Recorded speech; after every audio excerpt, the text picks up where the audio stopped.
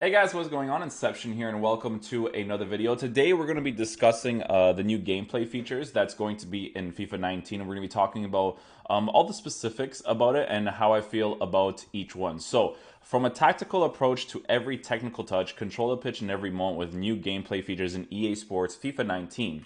The brand new active touch system allows for closer control, dynamic tactics, enables deeper and more accessible squad setups, 50-50 battles enables greater physicality and more user skill when challenging for loose balls, and timed finishing elevates user control and striking. So they've introduced a lot of different gameplay mechanics that are basically going to change the way that this game works in general. So one of the biggest things is the dynamic tactics, and we're going to get into that. But it's basically how, like, you know how sometimes when I did those tutorials for you guys, I would just tell you, like, if you notice that your opponent is doing a certain play style or he's playing a certain way, and you have to switch your formation if you notice that he's exploiting the formation that you're using. But now with dynamic tactics, you can actually change that on the go. Like if you guys were watching Belgium in the World Cup, very, very impressive World Cup from them.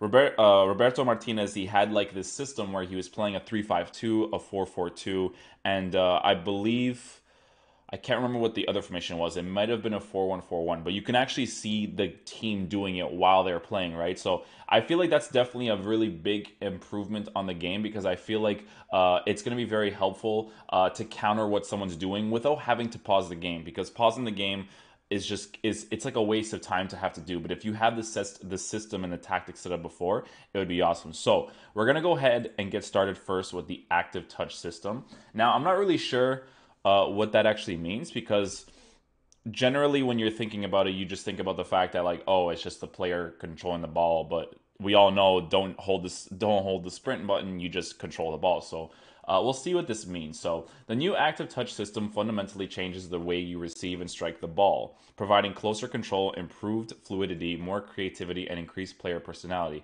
Utilize a suite of new first touch tools like the disguise trap, flick up volleys, or even skill specific animations like the Neymar trap to beat your opponent and create scoring opportunities. Quaresma trap. Dynamic tactics, a reimagined system. If you guys don't know what that trap is, it's basically when someone crosses the ball from one side to another. It's when they put their strong foot under their weak foot to control the ball as it's coming towards them. You may have seen it. I think people like Varane did it, where Varane controlled it and then crossed it to the other side. Quaresma used to do it a lot when he was younger, which is why, the Neymar trap. Quaresma used to do it a lot when he was younger, and then Neymar does it a lot as well, right? So really cool that they added that. I've always wondered when they were going to add that, because I've always wanted to actually do that skill move. It's a certain touch, so I'm definitely going to be using it a lot for the fun aspect, right? So we'll see how that works. A reimagined system gives players the tools to set multiple tactical approaches, offering in-depth customization pre-match, as well as more options for dynamic in-match adjustments simply from the D-pad. Each tactical approach combines formations, mentalities, and both attacking and defensive playstyles, enabling you to easily customize your play to any situation. So we're obviously going to find out more about that. Okay, so the trailer is just the typical trailer. The man, like the in real life manager, is just showing the whiteboard and stuff. But pre-match preparation returns with the in-depth custom features that you know and love. You can pick players, set a formation, assign roles, give instruction, and customize your tactics.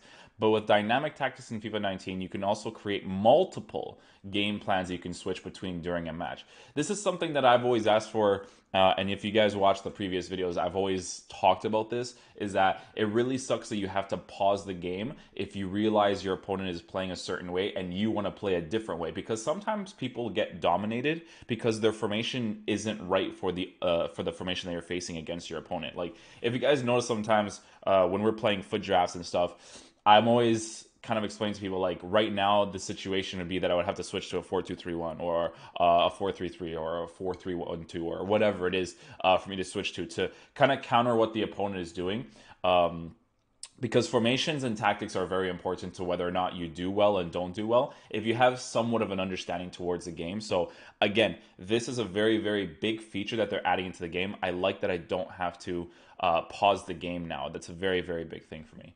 Every option that you have when creating your pre-match plan can be assigned to one of your custom game plans. So you aren't constantly going to the pause menu when you need your team to play differently. Dynamic tactics also allows for deeper tactical customizations using a range of sliders to tweak the various aspects of your offensive and defensive approaches. Your custom game plans are mapped to the D-pad on console so you can quickly change between them during matches. So that's a good thing, right? Like I said, you could do it as you're playing, right? Even though tactics have been a big part of FIFA franchise for a long time, dynamic tactics has overhauled the entire system to make setting up your team more important than ever. Your team will execute your approach in an obvious manner so that you can get a visual idea how it's working on the pitch. For example, if you choose a possession-based tactics, your players will support, their teammate in possession, provides safe passing options. If you adjust for faster build-up play, your players will move quickly up the field and make riskier runs to try and create immediate chances. So you know how like before when I used to do those tactics videos, I always had to explain to people that everything conflicted each other, right? So the speed would conflict the passing would conflict the shooting, everything conflicts each other in the custom tactics because that conflicts with the things in the custom tactics. It also conflicts your instructions, but then it also conflicts the work rates that your players have. So with this, you'll basically be able to see exactly how your players are going to be moving because they basically took this from PES, I think, because PES actually shows you exactly how your team plays if you set a certain instruction and tactic to them. So now EA actually shows you the difference of when you move the slider of what your team actually does, right? But remember that it'll still always conflict each other in terms of positioning. Positioning is the biggest thing that it always changes, right? So it's something to take into account. But I'm definitely going to be using it a lot when the game comes out because I want to learn the tactical approach to the game because I've always when I've played FIFA, I've always been a tactical person. Like I've always realized that if I'm getting dominated, I can switch my tactics information to not get dominated, stuff like that, right? So really cool that they added that. Moving the bus, new tactical options have also added based on player feedback to help counter some of the more popular and difficult tactics. If you're facing a team that tends to park the bus, for example, you could select the option pressure or on heavy touch. To have your players constantly close down opponents and force them to make risky plays. So that's good, right? Because in previous FIFAs, even right now, if someone is parking the bus or someone is using ultra defense, and they get possession of the ball, they can just keep it in their own half, and your players just don't do anything. They don't put pressure on the opposition's half, so a person can easily waste time and win the game just because of that. So it's cool that you risk it yourself. And I think some people will actually use this high pressure even when somebody is not on park the bus because high pressure is really effective if you're really good at defending. If you're not good at defending and someone's tactics is set to make those risky runs and you're being a really risky player on your defense putting this high pressure, that also means that people can make easy runs against you, right? So it's always like this back and forth thing with tactics, right? Tactics is such a huge thing in FIFA, and it's not just like a pick up your controller and play and you'll be fine, right? Like you have to know what you're doing to try to play your best version of FIFA. So again, really cool feature. I personally can't wait for that. The dynamic tactics is definitely going to be a really cool thing. Now, this is the thing that really concerns me. It's the timed finishing, right? So whether it's a hit from outside the box, a precision header, or a deft touch, time finishing adds a new layer of control to your chances in front of goal. So we're going to go ahead and view the details with that. So one of the most exciting and useful gameplay innovations in FIFA 19 is timed finishing, an entirely new mechanic that lets you make a shot and make any shot world class with just one extra touch or one extra well-timed button tapped. As the name implies, timing is key with this feature adding a new layer of risk reward to shooting in FIFA 19. So basically, with this, it can either go really good or really bad. So generally thinking, for a regular video game, it's a really, really good feature. Because I think the thing that annoyed me the most last year, and as you guys probably saw from the PES video that I did, the finishing in FIFA this year was terrible, right? But if you have timed finishing and it's more about skill that a person has, and I actually time my finishing perfectly the way that I want to do it because I practice days and days out, you know, I should be able to score most opportunities when I get myself into that position, right? So I think that this is a really, really cool feature that they added to the game if it's a regular video game. Now, the reason why this feature definitely terrifies me is because if they don't get it right because they still have delay in their game or their gameplay is still inconsistent and it's slow and sluggish sometimes and it's good and fast sometimes, this feature is going to be really, really bad. Because if you can't time your shots perfectly, right, to what you want to do, right, and it's actually the game doing it, it's not going to be an incredible feature. So in my faith in EA, I don't really have faith in them in terms of like the gameplay aspect, because we've had the same issue for 4+ years of good gameplay, bad gameplay. So I don't think that's gonna change, right? But if there's some sort of way that the times finishing can be good, even if you're timing it well, if the game feels delayed, then there needs to be some sort of compensation, because for a skill-based game, if I shoot the ball perfectly but your game has delay and it doesn't do it at the right time, that's going to be incredibly frustrating, right? So, but like I said, if they do the game right and the game feels the same all the time, then you can definitely learn. Even if there is like a certain delay to the shooting, you can learn because it feels the same all the time, that at some point you would get it right. So I feel like that's a very, very important thing to bring up, right? So the basic process for taking a shot doesn't change, but if you want to make your shots potentially unstoppable with this accuracy and power boost, so basically right off the bat you have to use this feature. Every new feature that EA adds to their game, you definitely need to use. When driven shot was added, we needed to use that. When certain skill moves were added, you need to use that, because they always tend to be overpowered. If I want to take a for sure shot, a shot that's going to be clinical, this feature is a feature that you have to use, right? So if you don't use this feature, you're putting yourself at a disadvantage on a skill-based level, right? So it's as simple as tapping the shoot button a second time after the initial button tap. So, like I said, it's basically you're doing driven shots.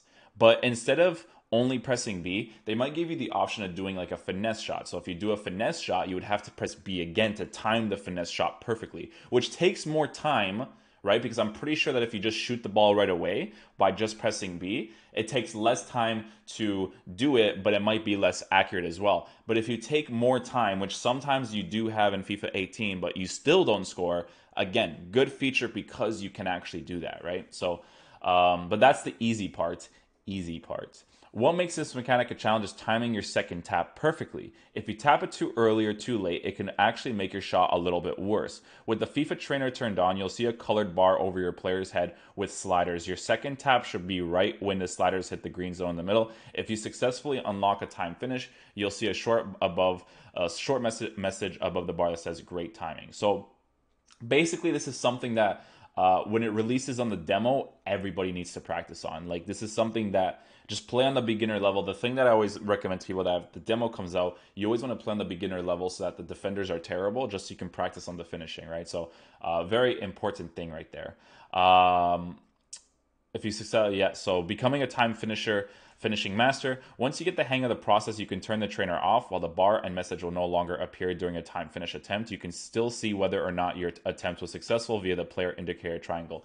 The reason why I like this feature, if it's done right and if the game is good, is because you know when someone would take like a random long shot, and well, it's still definitely going to be a thing because you can still just hold B and then it could randomly go in. But now it kind of takes a little bit more skill because you have to time the long shot, and also it wastes time because you have to press it a second time. So there's kind of like a cool dynamic working on over there, right? So um once you get the hang of the process, you can turn the trainer off. While the bar and message will no longer appear during a time finish attempt, you can still see whether or not your attempt was successful via the player indicator triangle.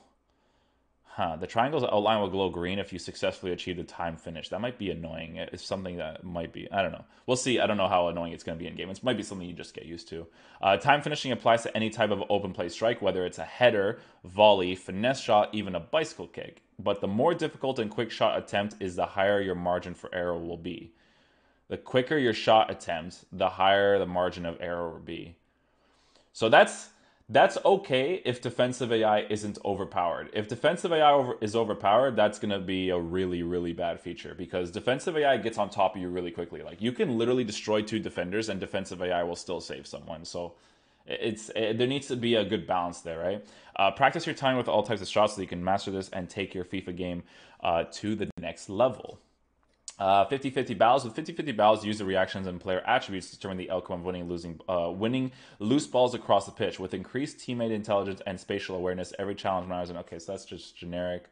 Powered by Frostbite. This is not the issue with gameplay, by the way, because our gameplay issues have been around for 4+ years. So I once they introduced a new engine to the game, I thought that would fix the good and bad gameplay situation, but it didn't. So it's definitely something with their coding. This is the Neymar trap, by the ways. A really cool feature. I've always wanted to do this skill move. It looks really cool to be able to do. So definitely gonna have fun doing that. I hope they give that to at least like 5-star skillers, because I could see it being like a 5-star skill. Hopefully it's not like a trait that a player needs to have. Like only Quaresma, Neymar, and stuff can do it. Like it'd be nice if I could do it with like Ronaldo, Coutinho, blah blah blah. Right? So it would be really nice. And that's pretty much it for the gameplay features. So to be honest with you guys, I'm not like too hyped for this game. Right now, I'm kind of just excited to try out the PES demo, because the PES demo is going to be online, which is really cool. They're adding an online quick match option to the game. Obviously, FIFA will always have that thing over PES where people just want FIFA more, or that content that people want FIFA content more than they'll like PES, for sure. I know that's definitely going to be a thing. But for me personally, I'm not too excited for the next installment of FIFA. I'm optimistic. I'm not going to be super hyped like, oh, a new FIFA's out, because I've already been disappointed for the last like 4 or so years, right? So we'll see how everything goes. I hope that this game is good, because I want to be able to push content to people. I want to be able to stream for countless hours like I used to do back in the day, and just create a lot of content. I want to work hard in my craft of content creation to grow myself, right? So hopefully they create a good enough game for me to be able to do that. But if they don't, then it's kind of like a last shot with the football games, because right now sports games aren't looking too hot. Although NHL beta was released and people are actually really liking that game. NHL is not like a big world-renowned sport like football is, but it's still the type of game that people have been saying is getting better. Previous years, people said that NHL was trash. So hopefully that translates well into FIFA for the next installment, and we can actually enjoy the game. But that is going to conclude the video for today. I hope you guys did enjoy it. If you guys did, please drop a thumbs up on it. Definitely helps out the channel a lot. And I'll see you guys in the next video. Peace.